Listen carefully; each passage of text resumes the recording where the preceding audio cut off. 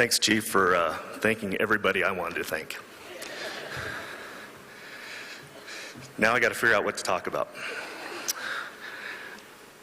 Garrett and I were friends for over 25 years. We worked here together at the Plaza of the Rockies. They used to have a skating rink.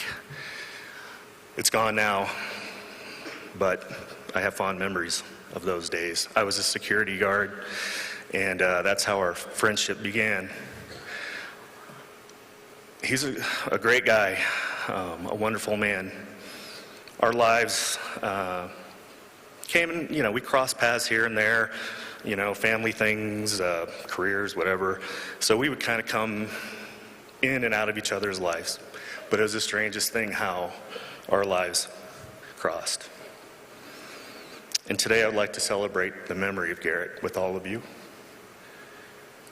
He had a great sense of humor, and I'm going to try to bring some of that joy to you all today by sharing some stories.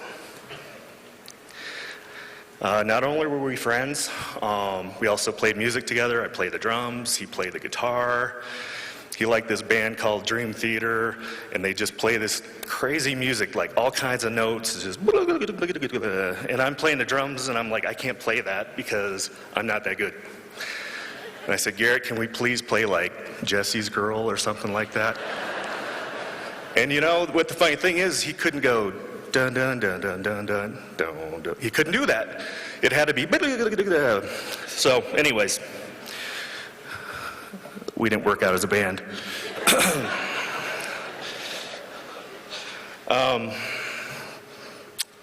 Garrett was born in Boston, and he grew up in Melrose, Massachusetts. Never heard of it, sorry. But Boston, he was Boston strong, and thank God that he came to Colorado Springs and became Colorado Springs strong. And last Friday, he showed us that strength and his devotion to his community. He was proud to be a police officer for the city of Colorado Springs, the campus of UCCS. Garrett would want you to know, and something I was looking over some YouTube videos, and I came across, I wanted to see like the skating stuff, the hair flying around and the moves that he did. They were pretty amazing. But I came across a video of a woman who took some time out of her day to drive the route from the university to the location of the shooting. And in that time, instead of thanking him or being concerned about him, she asked this question.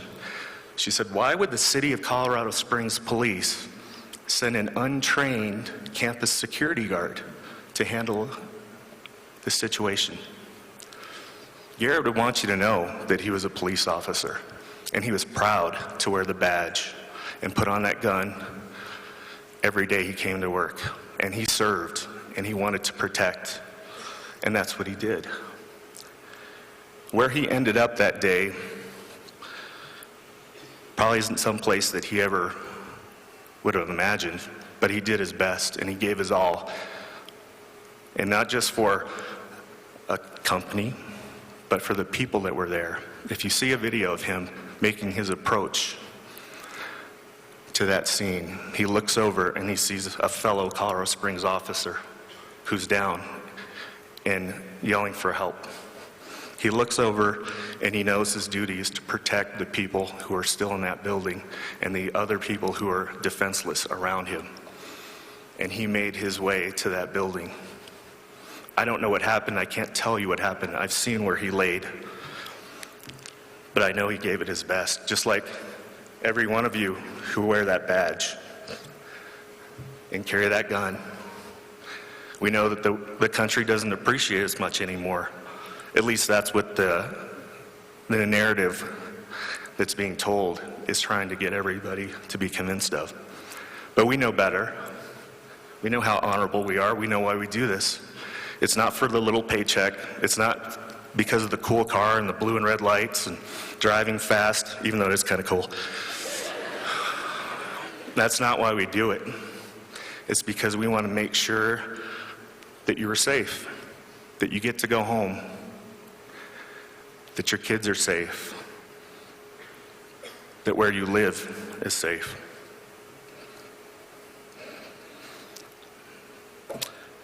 I also wanted to thank the injured Colorado Springs police officers. I dearly want to say your names. I would love to honor you as well, but I can't because of the investigation.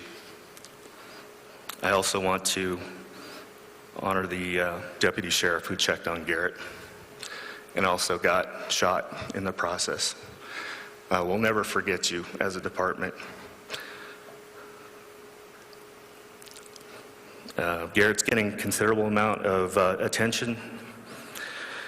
We understand that, and I think you understand that too, but I don't ever want to take away our gratitude to the other officers who were injured that day and the deputy who was injured that day. Okay. The things you've heard about Garrett are all true. He was a great skater, he was a pretty good guitar player, he was a pastor, he built a worm farm. I remember when he showed me that worm farm, I was expecting, when you see like an ant farm, it's in like this plexiglass case and it looks really cool, there's ants crawling in there. He's like, Larry, come on, I want you to see my worm farm. I'm like, all right. And he walks me out the back door and he takes me to a bucket and he opens it and he's like, check it out. I'm like, it's a bucket full of worms. So I think he needed some work on that one. Again, through all those things that he excelled at, and Garrett was committed to excellence. He expected of himself, he expected of his coworkers. The only imperfection I found, the only fault, and it's the chief already brought up, was that he's a New England Patriots fan. Nobody's got any time for that here. And sorry for the folks who came from the East Coast. We still love you. But anyways, Garrett and I would always argue, and we were so looking forward to this game that was coming up between the Patriots and the Broncos. I'm a big Broncos fan, so it was always, Peyton Manning is this, and Tom Brady's that, and I would get on his nerves and he'd get frustrated, and I was totally waiting for my tires on my car to be deflated. And we were really looking forward, and I so wanted to just rub in his face, the Broncos won. But I never got that chance. But the one thing I do get to say is that Garrett's son, Elijah, is a huge Broncos fan. Go Broncos. And if I could throw it out there to Peyton Manning, there's a young boy here who could use some cheering up, and I know you're not busy.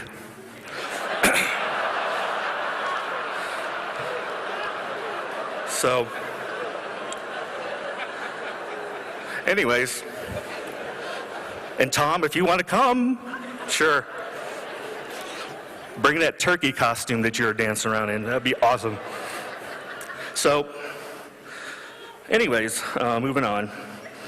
I had the fortunate opportunity to be Garrett's training officer as well. And I remember the first day on training, I said, Garrett, get in the car. We got to go. He jumps in. He's all excited. He's like, what are we going to do? I said, we need to go and show you the most important part of law enforcement. He's like, yeah, what's that? I'm ready. I said, I need to show you where all the discounts are. Chick-fil-A, they take care of us. Chipotle, Popeyes, free coffee at 7-Eleven, all those things. And he looked at me with this weird grin kind of look that he gave me often, and we moved on. So the next day, while we were training, he was oblivious. I was kind of going through a divorce at that time, and I said, Garrett, I really don't want to do a whole lot today. Just drive around. If anything happens, I'll tell you what to do. So we're driving around the campus, and one of our facilities guys is mowing the grass. And unbeknownst to me, the back end of this mower is wide open. So as we're rounding a corner, Garrett's just driving, the lawnmower turns around and grass just blows in to the open window of the sedan. And I thought Garrett was going to crash the car. He was laughing so hard because I was just covered in grass. So I had to get even. Eventually, I said to myself, I would find a way to get even with this guy. And the day came. there was a motorcyclist whose battery wasn't working so well. It was a young lady who didn't know how to jump start it, or it's basically you get the motorcycle going, you pop the clutch, and boom, it'll start to run. So I said, Garrett, we got to help her out. He says, okay, what do we need to do? I said, you got to push that motorcycle. So Garrett gets out and starts pushing that motorcycle up a hill. And he gets it going, and sure enough, the young lady pops the clutch, and boom, it fires up, and off she goes, and she waves. He comes back to the car, and he's huffing and puffing. He's like, I can't believe it. I got it. I was like, hey, good job. Good job. I said, now, the second lesson you need to know while you're in training is the inventory of the vehicle, because you would have seen we have jumper cables in the back, and we could have had this done in like 2 seconds. So, one last thing I'd want to talk about is I've heard people say that Garrett didn't have to be there, and that is true.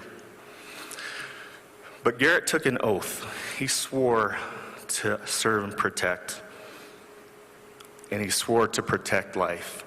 And when the call came out, and I know Garrett, he wasn't even asked to go. He heard it come through Colorado Springs Police, because we hear their transmissions as well. He was already on his way. And I promise you that when he heard that an officer was down, he went to try to help. And he did his best, and he gave it all. He laid down his life for others, and that's how Garrett was. The last memory I have of Garrett was we just called off shift, taking off our uniforms, et cetera, et cetera. I was in my car. There was a bad car accident in front of the campus where a car crashed into a light pole.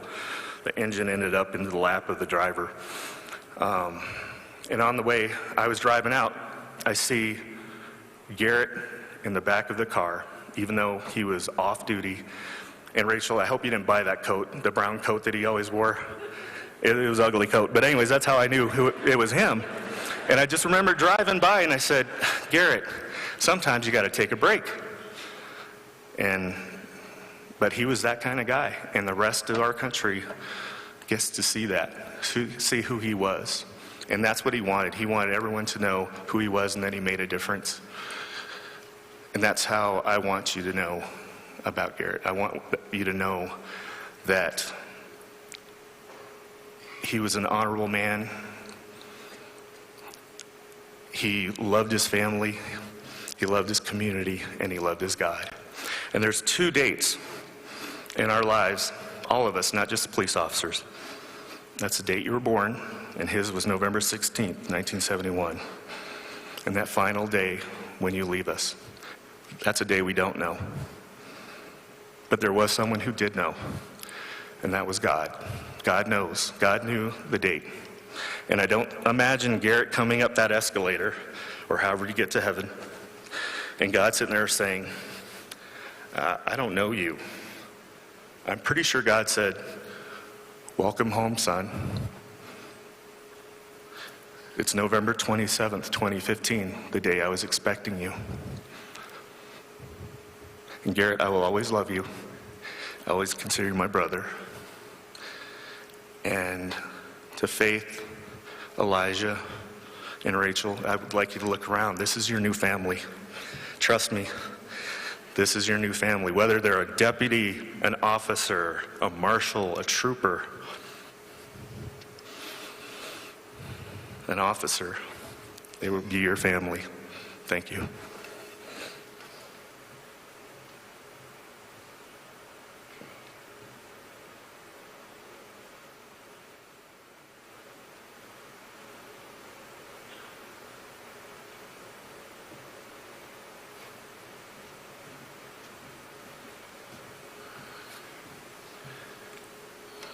There's a lot of people here.